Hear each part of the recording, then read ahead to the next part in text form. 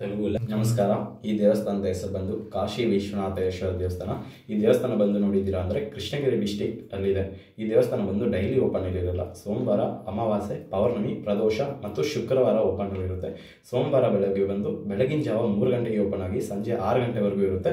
ಅಮಾವಾಸ್ಯೆ ಬಂದು ಮಧ್ಯಾಹ್ನ 2 ಗಂಟೆವರೆಗೂ ಓಪನ್ ಇರುತ್ತೆ. ಪ್ರದೋಷ ಬಂದು ನೋಡಿದ್ದೀರಾ ಅಂದರೆ ಸಾಯಂಕಾಲ 4:15 6 ಗಂಟೆವರೆಗೂ ಓಪನ್ ಅಲ್ಲಿ ಇರುತ್ತೆ. ನಿಮಗೆ ಕಷ್ಟ ಏನಾದರೂ ಇದ್ದರೆ 3 ಸೋಮವಾರ ಕಂಟಿನ್ಯೂಸ್ ಆಗಿ ಬಂದು ಮೇಲೆ ಕೊಳ ಇದೆ, ಆ ಕೊಳದಲ್ಲಿ ಸ್ನಾನ ಮಾಡಿಕೊಂಡು ಬಂದು ದೇವರ ಆಶೀರ್ವಾದ ತಗೊಂಡೋಗಿದ್ದಾರೆ ಅಂದರೆ ನಿಮ್ಮ ಕಷ್ಟ ಎಲ್ಲ ನೆರವೇರುತ್ತೆ. ಪಕ್ಕದಲ್ಲಿ ಬಂದು ಅಮ್ಮನವರು ಇದ್ದಾರೆ. ಅಮ್ಮನವರ ಹೆಸರು ಬಂದು ವಿಶಾಲಾಕ್ಷಿ ಅಂತ.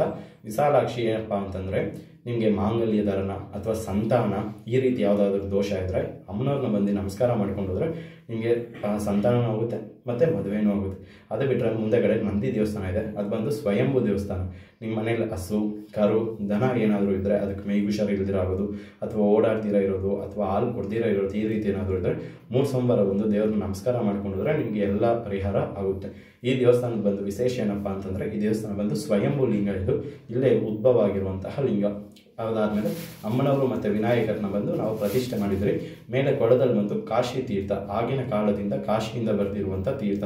ಅದರಿಂದನೇ ಈ ದೇವಸ್ಥಾನದ ಹೆಸರು ಕಾಶಿ ವಿಶ್ವನಾಥೇಶ್ವರ ಅಂತ ಕರೆಯುತ್ತಾರೆ. ಓಂ ನಮಃ ಶಿವಾಯ.